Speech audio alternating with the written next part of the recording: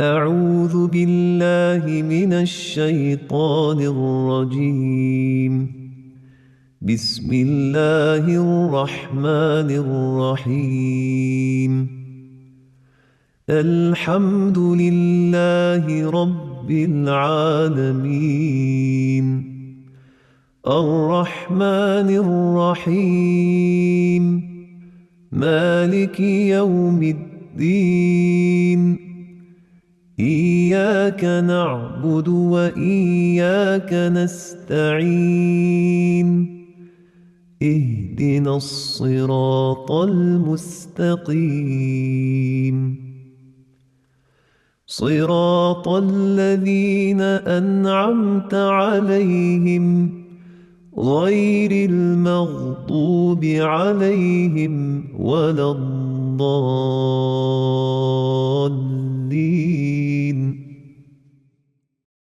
Assalamu alaikum.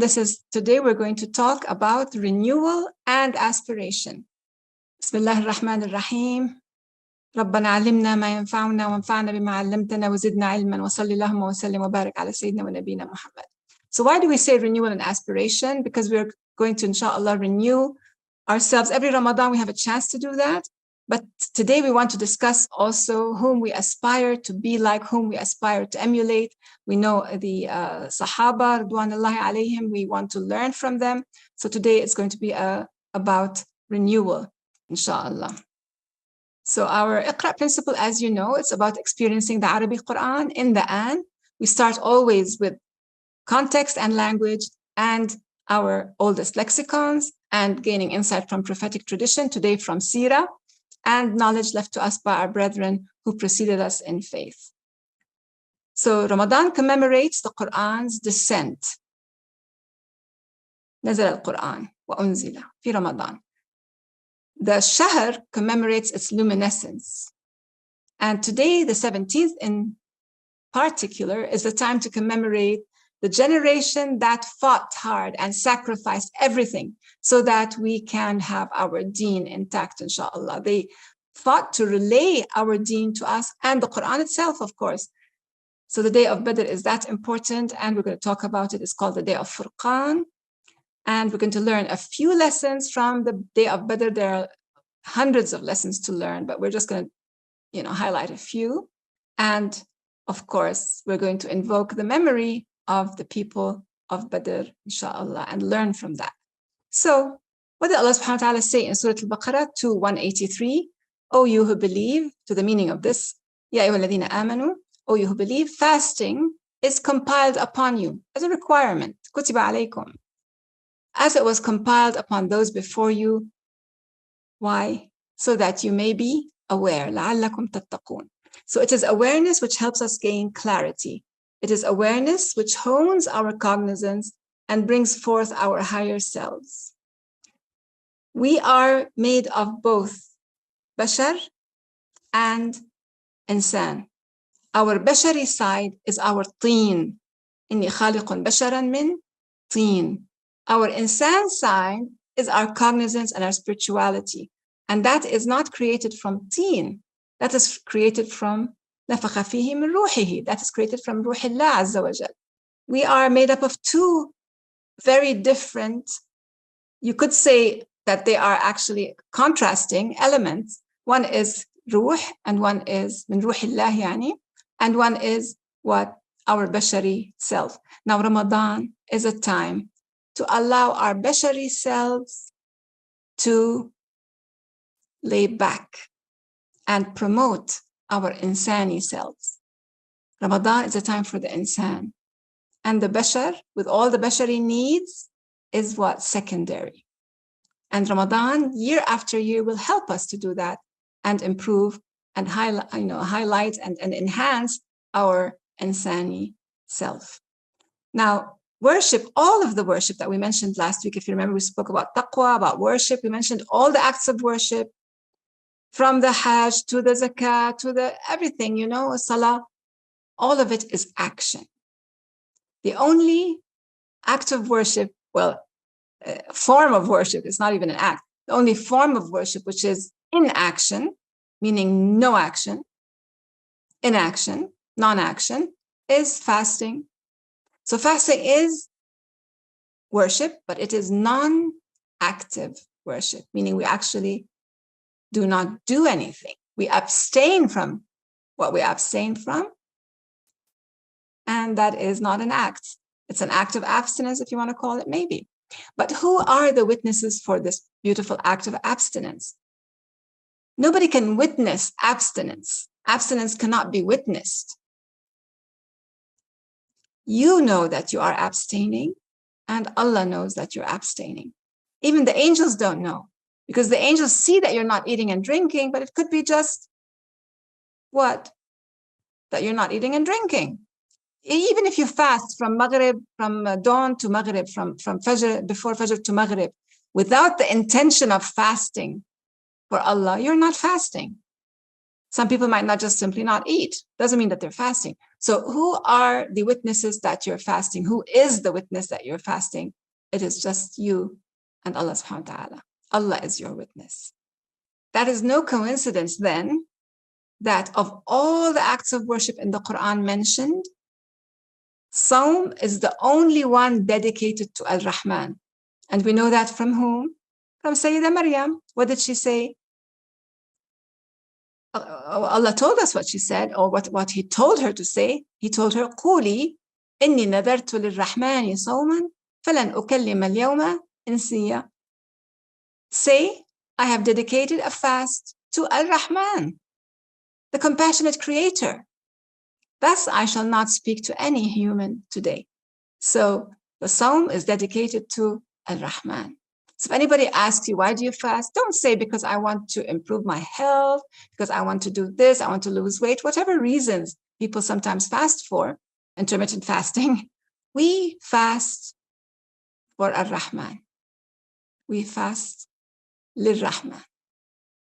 Now, Shahr Ramadan, Shahr literally means, we spoke about this also last week, Shahr literally means luminescence, prominent luminescence.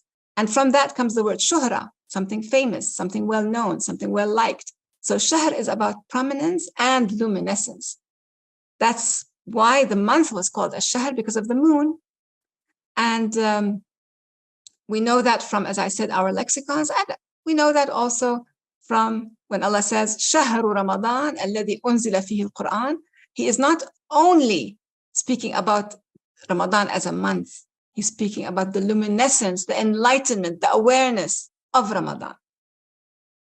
So the luminescence and the prominence of Ramadan in which the Qur'an was sent down. So just for now, let's just start going back to Sirah. We want to put ourselves in that atmosphere. Start imagining the luminescence, the enlightenment, the light that enveloped that small, dark, secluded, blessed space of the Ghar Hira, the cave in which our blessed messenger was praying. So that light illuminated that cave, and it got carried through our messenger's blessed heart and lips to his companions. Hearts and then their lips, which brought it to the later generations' hearts, and then their lips to bring it to our hearts, and now our lips as we're speaking about it. Subhanak Ya Rab, from heart and lip to heart and lips to hearts and lips to hearts and lips. That's how we got the Qur'an. That's how we got Allah's compilation. Don't think it's pen and paper. It's not pen and paper. It will never be digital. The Qur'an is not digital. The Qur'an is not pen and paper. The pen and paper on your shelves, the digital format of the Qur'an, you know, what they call the Qur'an in our smart devices, that is not Qur'an. That is what? That is the compilation. That is Kitabullah in that form. That's Kitabullah. When does it become Qur'an? In our hearts and our lips. Once we are actually performing what it says, once we are actually interacting with it. Qur'an is the an, is in the an, is ala wazn fa'lan. It's the grammatical form of fa'lan, which has to do with something superlative and in the now as you speak. So what came to us from the Sahaba? It came through their hearts and their lips, the active Qur'an. And that's why Shahru Ramadan, the luminescence, the enlightenment of the of Ramadan. شهر رمضان الذي أنزل فيه القرآن هدى للناس وبينات من الهدى والفرقان. So it is not just huda, not just gifted guidance which was gifted to us, and it's not just bayinat, not just evident guidance of huda, bayinat min al-huda, but also wal furqan. So what is furqan? Now we know last week we spoke about Furqan as in what? As in when you get the taqwa, when Allah subhanahu wa ta'ala grants you taqwa, or when you actually work to get the taqwa from your acts of worship, right? You work to get the taqwa. تَزَوَّدُوا فَإِنَّ خَيْرَ الزَّادِ تَقْوَى. So you actually are doing something in order to what? To gather taqwa. So after you've gathered taqwa and you have taqwa, Allah subhanahu wa ta'ala will say, يَا الَّذِينَ آمَنُوا, to us, speaking to us, to me and you, O you who have attained faith, إِن تَتَّقُوا اللَّهَ, if you have taqwa of Allah, يَجْعَلْ لَكُمْ فُرْقَانًا. We spoke about this last week when we spoke about taqwa. وَيُكَفِّرْ عَنْكُمْ سَيِّئَاتِكُمْ وَيَغْفِرْ لَكُمْ. So that we spoke about last week, that once you gain the taqwa, Allah Himself renders for you. يَجْعَلْ means He renders it. He actually places it there, renders it there. Furqanan. He renders for you a criterion in the now, because Furqan is also ala wazn fa'alan. Furqan is also following the grammatical form of fa'alan. It is about fariq or a farq. Faraqa yafruqu. Furqanan. Not fariqan or farqan. Innama furqanan. In the now, you will have a criterion to know right from wrong. Your taqwa will be able to guide you. You will become a powerhouse of taqwa if Allah renders it furqan. So as you are writing, as you are speaking, as you are walking, as you are doing, as you are dressing, you will have furqan in you, in the now, a discernment, an awareness of what is right and wrong. I shall do this. Yes, I shall not do that. No.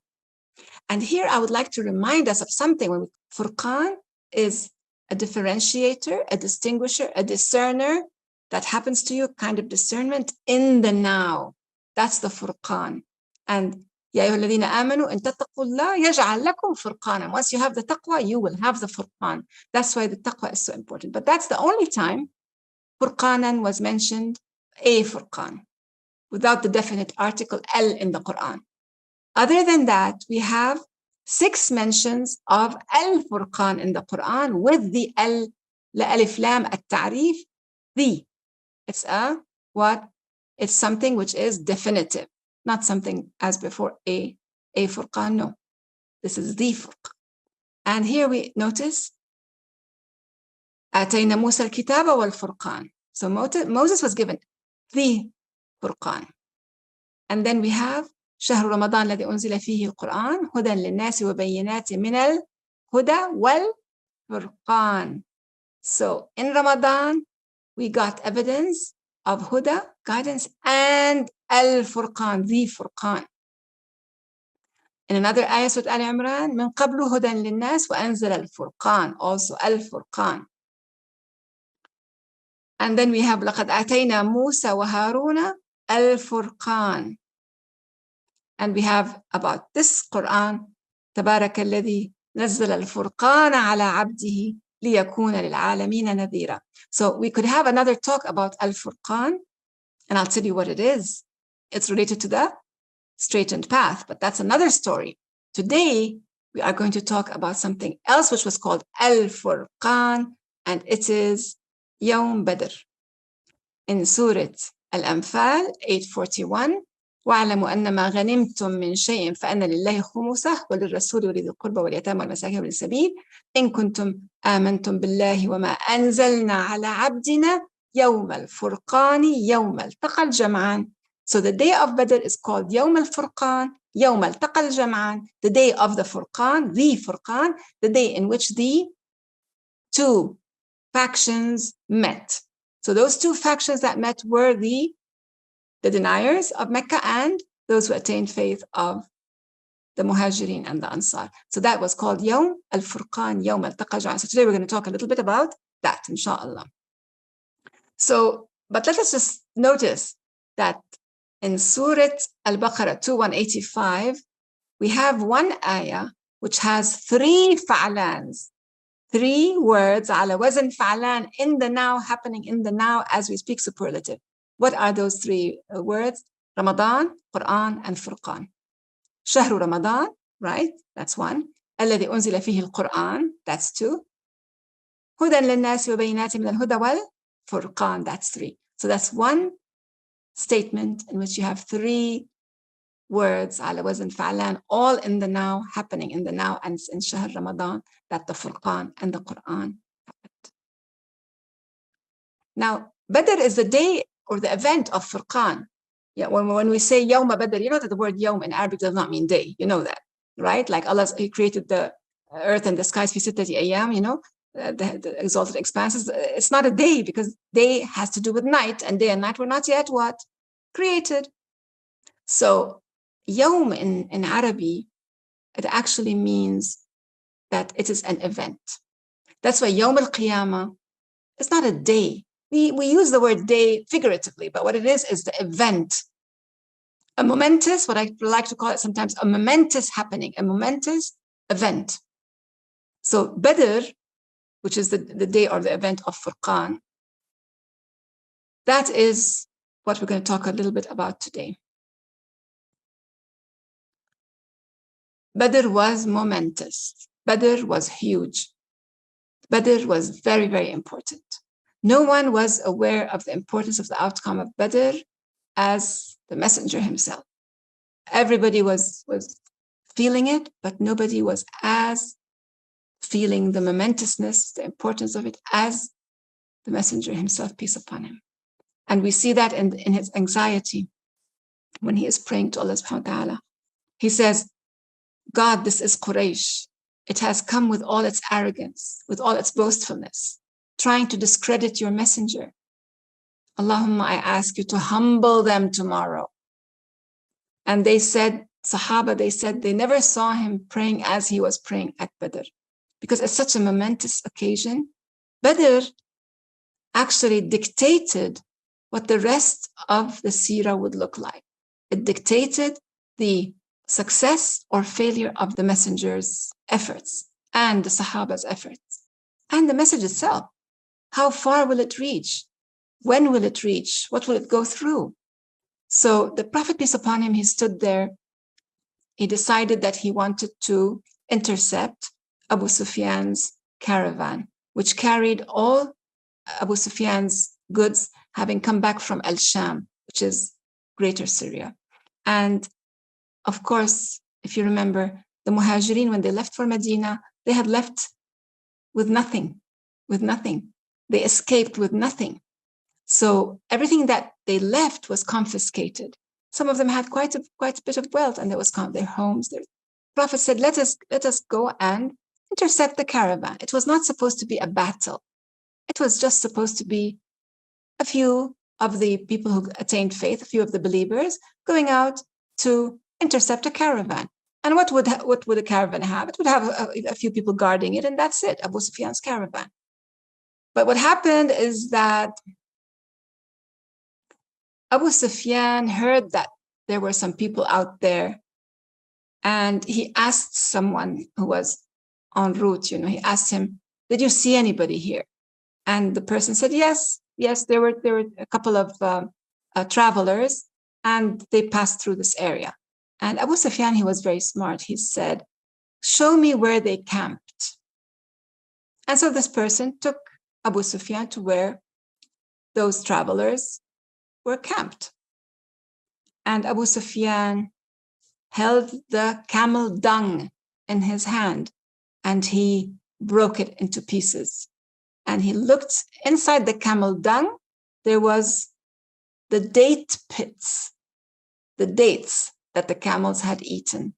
And he said, these date pits are the pits of Yathrib. Yathrib means Al-Madinah. These date pits are the pits of Yathrib. And he immediately sensed alarm. If it's the dates of Yathrib, it means that it is from the Prophet's people. And so he changed his route. He took a longer route. He went by the ocean side, and he took a different route. So what happened is that the faithful and the Prophet, peace upon him, they had come to intercept the caravan, but the caravan was not there. Abu Sufyan sent someone to raise the alarm in Quraysh, and so the alarm was raised, and so they gathered more than 1,000 soldiers to come to face the Prophet and his companions. So he was there, the Prophet was there. Suddenly, it's not intercepting a caravan anymore. It's not intercepting a caravan. It is 1,000 soldiers with all their camels and all their horses, and all the faithful had was a few camels, and they were like 314 people with just maybe 7 camels and maybe 1 or 2 horses, whereas the others had hundreds of camels and horses. They were 1,000 strong. So what he did was he stopped and he said, give me your advice. What do we do? They had come out to fight him now. So what would he do? And men from his tribe, they said beautiful words in support. And they said, we will fight with you, and all that, kind of showing him that they are ready to do that. But the Prophet hesitated. He did not say, let's go out to battle. He said, again, men, give me your advice. He did not say who, but he said, men, give me your advice. Give me your advice. Suddenly, Sa'd bin Mu'adh felt that maybe Sa'd bin Mu'adh is of the Ansar. He felt maybe the Prophet wants to hear from us, not from the Muhajirin, because the Muhajirin are his people. Maybe he wants to hear from us. Because what they had promised to do when the Prophet, peace upon him, went to Medina was to save him. They had not promised to go out and fight the deniers yet. They had promised to save him from the deniers, his person. They had not promised to go out and become soldiers and fight the deniers, especially not in the deniers' own land, in Badr, which is close to Mecca. They had never spoken about that. So the Prophet, peace upon him, was asking, give me your advice, give me your advice. So Sa'd bin Mu'adh, he stood up and he said, it would seem, O Messenger of Allah, that you are asking us, you mean us, the Ansar? And the Prophet said, yes. And so he said, look, we have faith in you, and we believe in what you have told us, and we testify that what you have brought us is the truth. And we have given you our binding oaths that we hear and we obey. So do what you will do, and we are with you. By him who has sent you with al-haq, meaning by Allah. If you would ask us to cross that ocean and plunge ourselves into that ocean, we will. Not one man of us would stay behind. We are not averse of meeting our enemy tomorrow. We do not fear meeting the enemy tomorrow. We are well tried and experienced in combat. It may be that God will show you how good we are. And that will bring coolness to your eyes.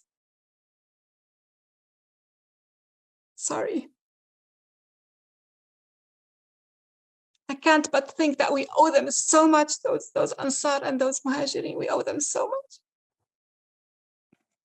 And their love for the messenger, they wanted just to bring coolness to his eyes. I'm sorry. So he ended it by saying, lead us on with the blessing of Allah. And so the Prophet, peace upon him, he rejoiced in these words. And the certainty came to him that they would indeed have to maybe fight, and maybe they would lose men, but that these behind him are warriors, these are fighters. They had thought it was a caravan, but now it's a battle. It's not the caravan anymore. And so he said, onwards, and be of good cheer.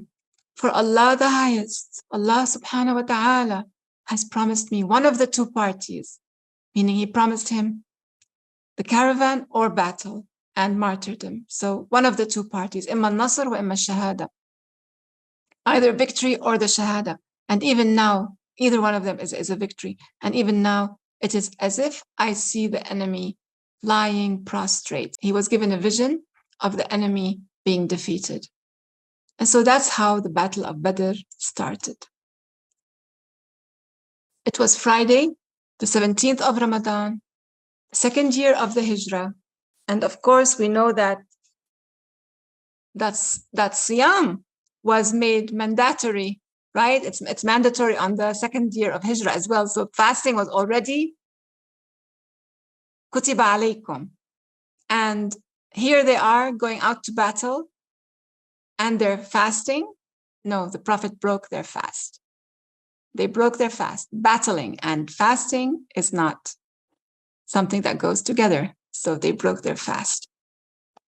The lessons that we learned from the Battle of Badr, it's a whole seerah event that you can read and learn from. It's beautiful. There's so many lessons. But the lesson that I would like to highlight about the Battle of Badr is that what is in the ayat, what is in Allah's ayat.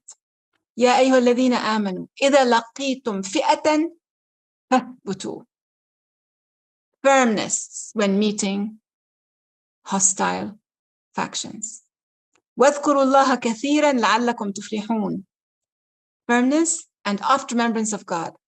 وأطيعوا الله ورسوله, and obedience of God and His Messenger. ولا تنازعوا فتفشلوا, and do not contend against one another. فتفشلوا, so that you will fail. وتذهب ريحكم, and you will lose your rih, your advantage over them, your essence, your strength, your rawh. واصبروا إن الله مع الصابرين, and be patiently perseverant, for Allah is with the persevering. So this is what we're going to try and talk about today. It's taking us quite a little bit more time than I had imagined because of being emotional and talking too much. So the first lesson, which is I want to highlight today, is what is the firm stance together when meeting hostility. When you are meeting hostility, يا الذين آمنوا, if you are of the الذين آمنوا, إذا لقيتم فئة فاثبتوا. أثبتوا. Be firm in your stance. Be firm. So now, who were the people of the hostile? Who was the hostile faction? لقيتم فئة. Allah did not say that they are hostile, but we understood here that it's a hostile fi'ah, a fi'ah of hostile people. But who were they? Who were they? They were family. They were the family of the Muhajirin. They were the erstwhile friends and comrades of al-Muhajirin. Bosom buddies they were. They were bosom buddies of al-Muhajirin. Subhanak ya Rab. The head of the kufr, like Umayyah bin Khalaf, for example, he's the head of the kufr. He was a bosom buddy of Sa'ad bin Mu'adh. Bosom buddy. They used to stay with each other when they traveled to Medina and Mecca. Like they would stay in each other's homes. To have your bosom buddy now as an enemy, فاثبتوا.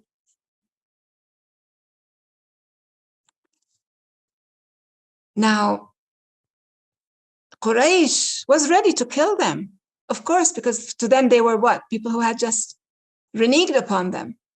And of course, the people of faith were ready to kill their erstwhile friends as well, and family, father against son, brother against brother, and they were ready to kill each other for the faith. In the Battle of Badr, Sayyidina Umar radiallahu anhu fought and actually killed his uncle, Hisham ibn al-Mughira. Hisham ibn al-Mughira was the uncle of Sayyidina Umar ibn Abi Talib, and he fought him and killed him. Abu Bakr radiallahu anhu almost killed his son, Abdul Rahman, who was then non-Muslim.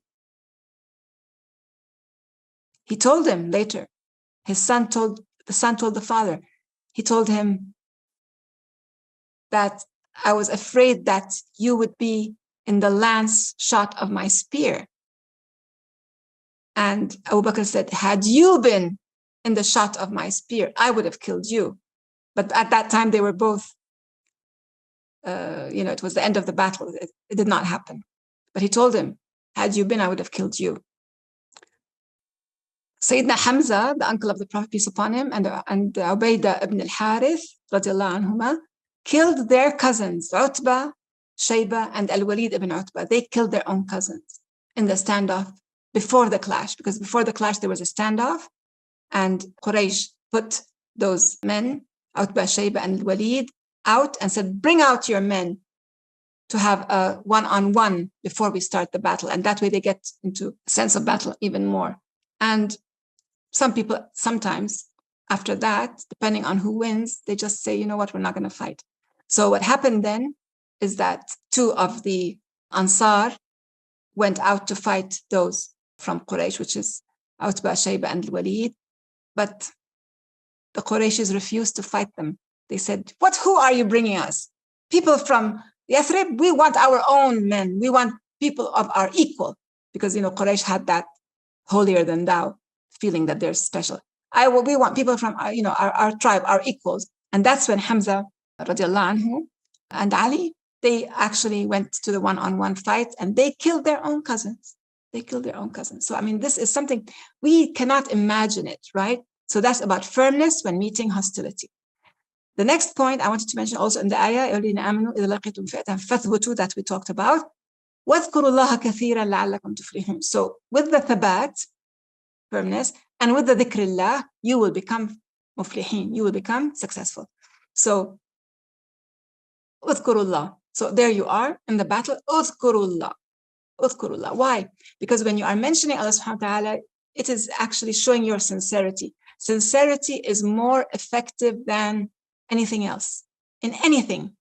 And you know what? Sincerity can be felt when somebody hugs you or tells you, I love you, or offers you something to eat, or does something good for you. You feel the sincerity. You don't see it. You do not see it. You feel it. And it's there. The energy is there. The goodness that comes out of it is there. The success that comes out of that relationship is there. And it's there when you are in a battle. فَاثْبُتُوا وَاذْكُرُوا اللَّهَ كَثِيرًا. The more fearful the situation, the more you should actually have dhikrullah, not the other way around. The more serious it is, the more you will mention Allah subhanahu wa ta'ala. So there was a big difference between the determination of the Qurayshis and the Ansar and Muhajirin, in that what? Those were doing it out of spite, basically, the Quraysh, in defense of their whatever they wanted to defend. But whereas the faithful were doing it out of what? It was sira al-baqa. It was a fight for survival. The survival of this faith depends on them. Subhanak ya Rab. So what did Allah subhanahu wa ta'ala say? They were doing ghawth.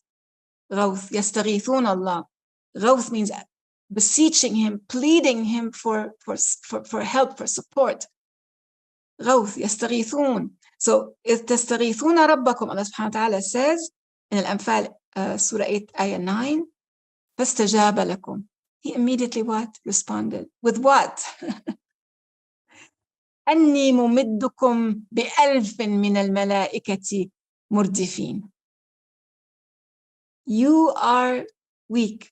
You, on your own, will not be able to win this battle. But it is because of your ghawth, because of your beseeching, because of your dhikrullah, I'm going to send you 1,000 angels in succession. La ilaha illallah. And that's what happened. As we said, اثبتوا واذكروا الله كثيرا لعلكم تفلحون. What did Allah send them as well as the angels? He sent them our day-to-day angels, which we don't feel we have, but we do. Sleep is one of them. Sleep is something that is so relaxing. It's almost angelic. It's healing. Sleep only recently has been found to be a healer. So Allah subhanahu wa ta'ala said, إِذْ يُغَشِّيكُمُ النُّعَاسَ أَمَنَةً مِّنْهُ. Allah sent you النُّعَاس أَمَنَةً مِّنْهُ, to give you feelings of security and safety, to let you feel you are in aman. By the way, a person who is very fearful probably cannot sleep. When somebody feels safe, they sleep. So from Allah subhanahu wa ta'ala, He sent them the ghishawa, the covering of nu'as, of sleepiness. So we know that sleep has a function that is restorative. It restores the mechanisms behind sleep, had not been known until recently.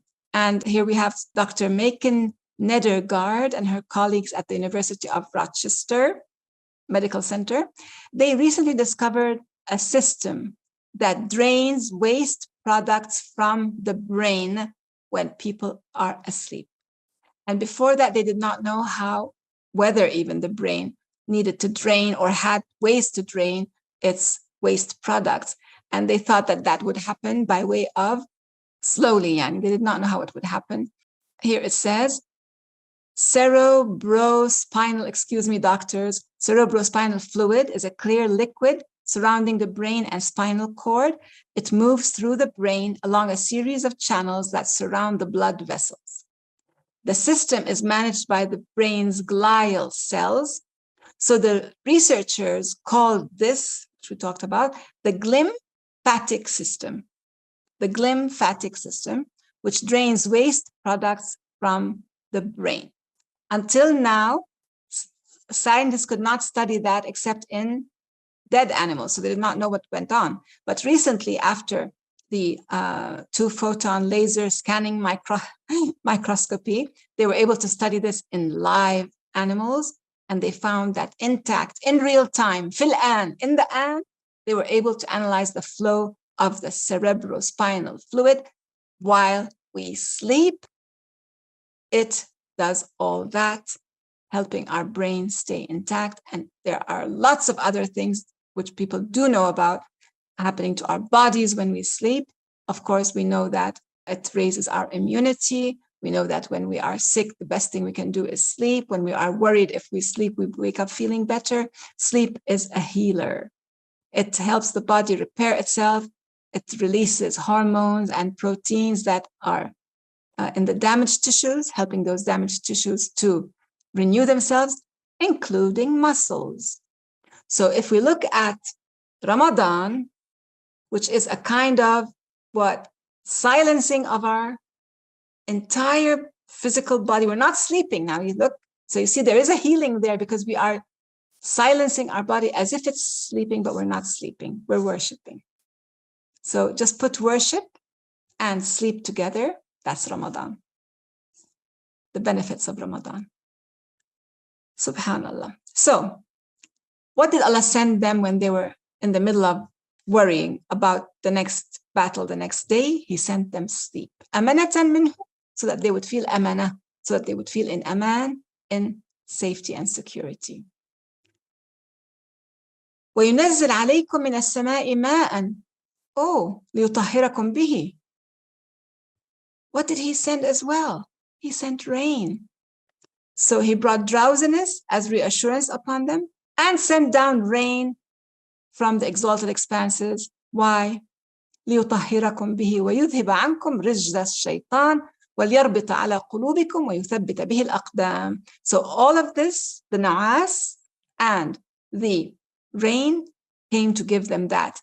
It came to purify them and remove the deviant's agitation from them, the rijz al-shaytan, because shaitan does that. He puts us in states of agitation and rijz.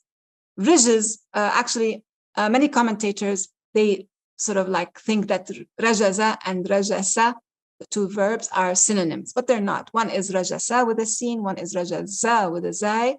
The difference is that rajaza is about اضطراب. الرجز هو الاضطراب. اضطراب is commotion. It is something that is happening, agitation and turmoil.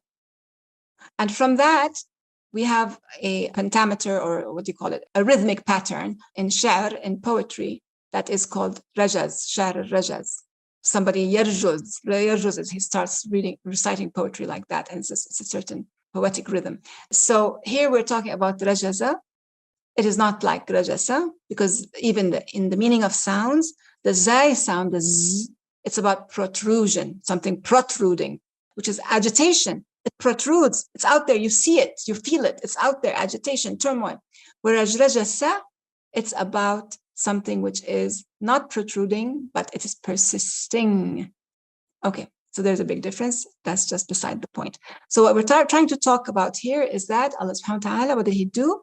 يغشيكم النعاس أمانة منه وينزل عليكم من السماء ماء. And that both of these things, especially what did the water do? It's literal as far as water, and it's spiritual as far as as the nu'as. What it did is it purifies them and removed the turmoil and agitation, and it braced the hearts, and it made the feet firm. So they say, the Sahaba, they say that it was actually literal in that because where they stopped was with Badr behind them, that the waters of Badr, the well is behind them, they can drink and the others cannot drink. And that where they stopped, the sand was made firm underneath their feet, but where the deniers were, there were the water made them squishy and muddy, so that it didn't help the others. Anyway, so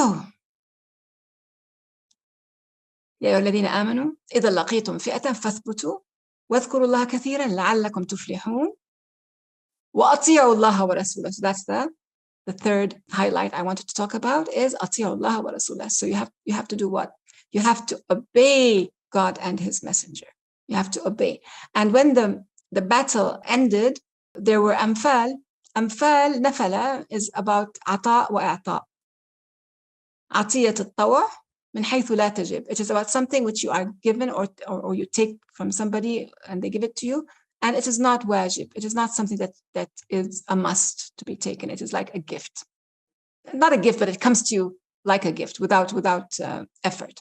So and from the nafala, we have the word an-nafila, which is the salah, which is not the salah al-maktuba, which is our 5 daily prayers, but it's the salah an-nafila, which is the extra ones. We call it sunnah sometimes. When the battle ended, the booty was there to collect, right?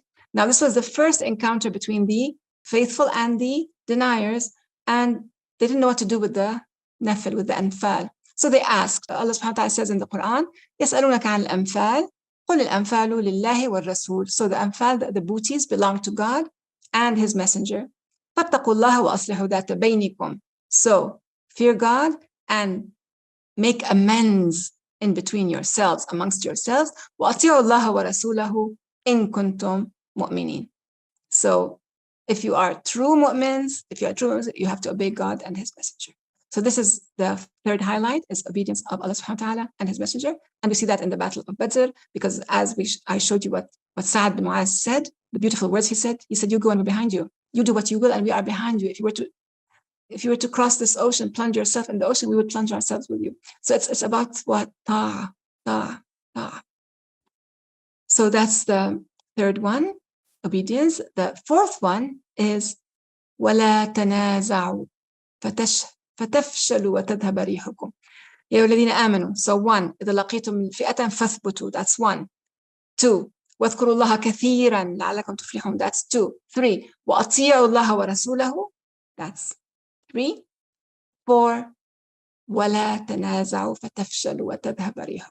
And do not contend against one another. Do not contend. Do not argue. Do not fight. Do not take a stance against each other. لا تنازعوا فتفشلوا وتذهب ريحكم. Because you will be weakened. تفشلوا. Fashal is about being failing, weakening in faith and in strength and in courage. تفشلوا وتذهب ريحكم. Now, this word ريحكم was strange, because ريح, you look at it, it means like a wind. But here, even the word ريح, as far as the lexicon tells us, is not an original word. ريح, you go to ريح in the lexicon, it says the origin is روح. So even the origin of ريح is روح. So it's روحة, روحة. روحة is the origin of ريح. It's the origin of روح, and it's the origin of ريح.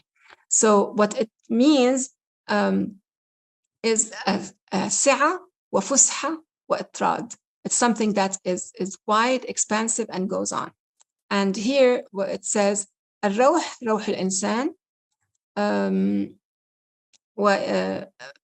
أخذت من الريح. There's the نسيم الريح also. And الإنسان لما يتنفس، وقت اللي بتنفس بيقولوا أراح الإنسان, meaning that the إنسان تنفس, meaning that he breathed. And that الروح is جبريل عليه السلام, نزل به الروح الأمين. And الرواح is evening, because of the evening breezes that come in the evening. And الريح is الغلبة والقوة. فتفشل وتذهب ريحكم. The way I see it, والله أعلم, is that you would lose wind, that you would become winded. We have a saying in English, he is winded, that he's breathless, So in a way that if you fight against each other, you will lose your wind, you will lose your stamina, you lose your stamina, and you will be failures, تفشل. Subhanallah. So that's the fourth one. The fifth one is patient perseverance, because the ayahs go on, وَأَطِيعُوا اللَّهَ وَرَسُولَهُ وَلَا تَنَازَعُوا فَتَفْشَلُوا وَتَذْهَبَ رِيحُكُمْ. And then the last part of that ayah says, وَاصْبِرُوا إِنَّ اللَّهَ مَعَ الصَّابِرِينَ. God is with those who patiently persevere. So this is so important. God is with those who patiently persevere. We've spoken about that a lot.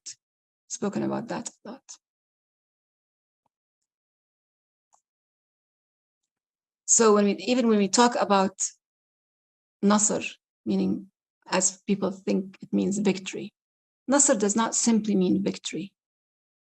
Nasr means prominence in goodness, prominence in being a person of goodness and in distributing good. Your prominence will cause you to do what? To give away or give out, to exude goodness. So you're not prominent in a negative way, you're prominent in a positive way. The ayah says, وَمَا النَّصْرُ إِلَّا مِنْ عِنْدِ اللَّهِ إِنَّ اللَّهَ عَزِيزٌ حَكِيمٌ in Surah Al-Anfal 8:10. Prominence is not from any other than God. Do not think that prominence, Nasr, is from any other than God. وَمَا النَّصْرُ إِلَّا مِنْ عِنْدِ اللَّهِ إِنَّ اللَّهَ عَزِيزٌ حَكِيمٌ. God is almighty and all-wise. So Nasr, we took that, some of you know that we took this earlier. It's about delivering prominence while delivering goodness and generosity. Because when you look at the lexicon, you find out that Nasr is a special kind of rain that quenches the land, quenches the entire land. النصر هو إتيان الخير والعطاء فالنصر اسم للمطر الخير الذي يسقي الأرض. So when you have Nasr, it's not victory. You notice the difference? Because when we think of victory, we think of like fighting and being victorious. In Arabic, it's not like that. Victory in Arabic, which is Nasr, if you want to call it victory, is about prominence and delivering of goodness and generosity with your prominence. Your prominence is about that.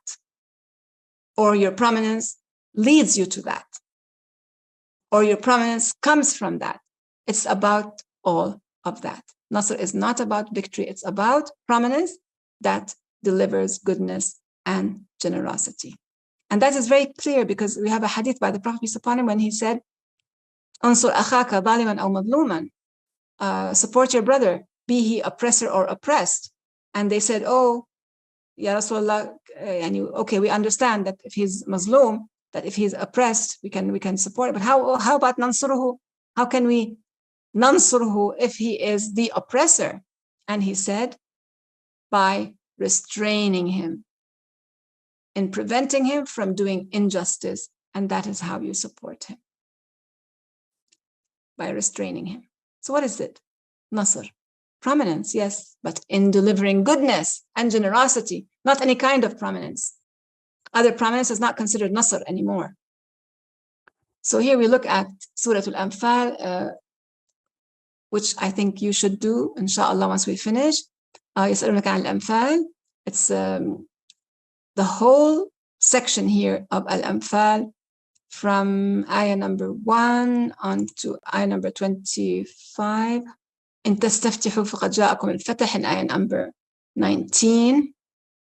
20 يا الذين آمنوا أطيعوا الله ورسوله. I mean, it goes on and on. So yes, I advise you to read Surah Al-Anfal and look at the ayahs which are related to the battle of Badr, because it is there. It's in Surah Al-Anfal. It's quite detailed. And also do read some seerah. It will help. Now, I want to tell you something which I found very interesting. And I did not know that before. Maybe some of you know that, but I did not know that. That there is something called a poem, a long poem, called Jaaliyatul Kadar. Jaaliyat al-Kadar. Jali, yajli means to remove. And Kadar is about a kind of sorrow and distress. You feel Kadar. So it's called the poem of the removal of distress. It is a poem, a very long poem, written by Sayyid Ja'far ibn Hassan al-Barzanji. He was the Mufti of Medina. And he is the author of the Mawlid of Barzanji, those of you who do Mawlids. It was written in the 18th century at a time when the Ottoman Empire was in decline and the Muslim world was in a state of political and intellectual turmoil. I don't know. I mean, he wrote this poem, and in this poem, what did he do? He mentioned the names of every single fighter, every single soldier in Badr and Uhud.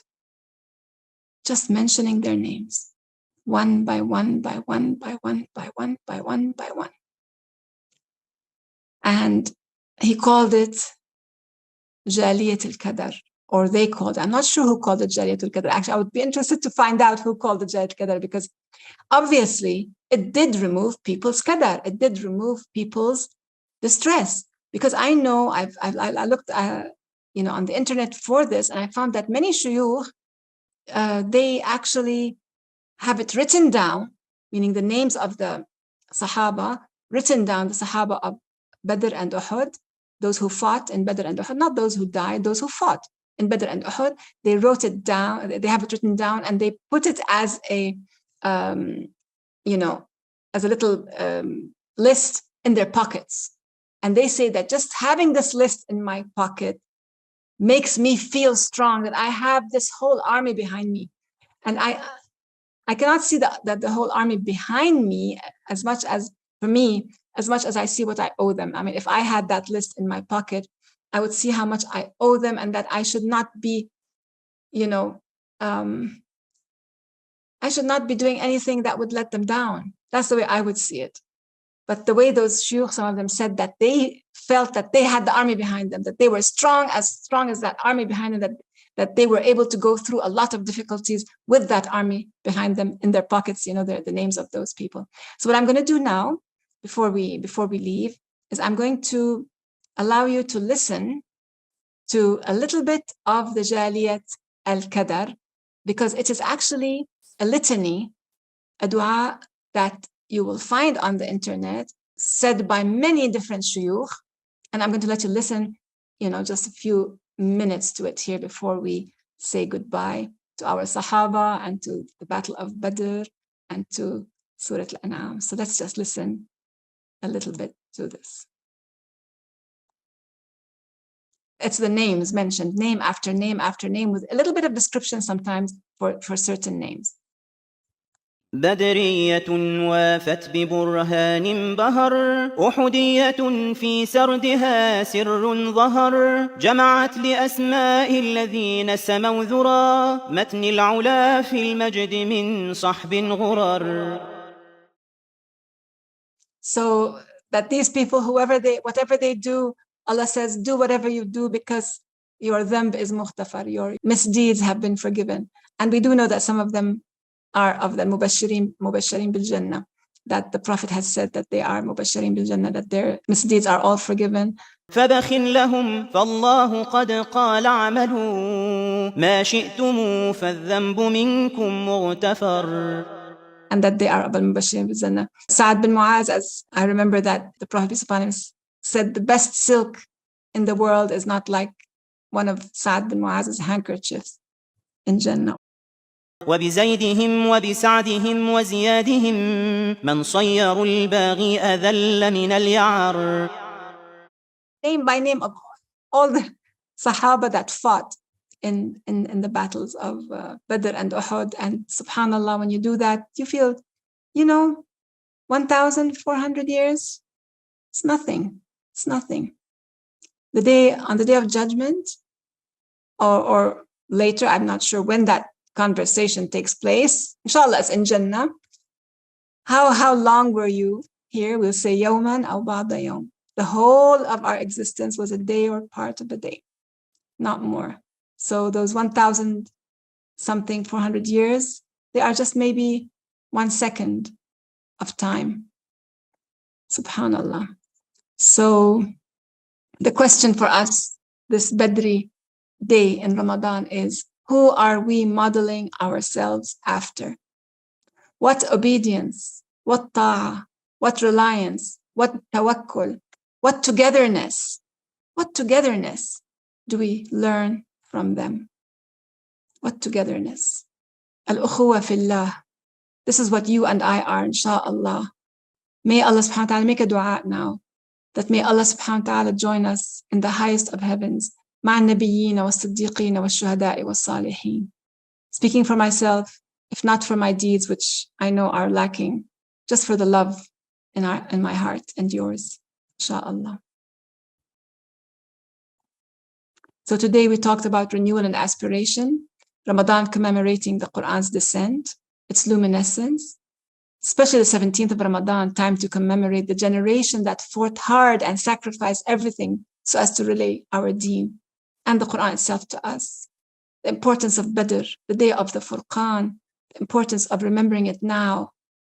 A few lessons learned from the day of Badr about firmness when meeting someone hostile, oft remembrance of God, obedience to God and His Messenger, not contending against one another, remaining together no matter what, patient perseverance, and the benefit of invoking their memory, the benefit of invoking the memory of those who passed before us and were holders, banner holders of this deen. May we tap into the blessings and luminescence of Ramadan, having amended our relationship with Allah subhanahu wa ta'ala. May we learn from our beloved messenger and his companions, peace upon him, what brings us closer to Allah subhanahu wa ta'ala. Ameen. بسم الله الرحمن الرحيم آمن الرسول بما أنزل إليه من ربه والمؤمنون كل آمن بالله وملائكته وكتبه ورسله لا نفرق بين أحد من رسله وقالوا سمعنا وأطعنا غفرانك ربنا وإليك المصير لا يكلف الله نفسا إلا وسعها لها ما كسبت وعليها ما اكتسبت ربنا لا تؤاخذنا إن نسينا أو أخطأنا ربنا ولا تحمل علينا إصرا كما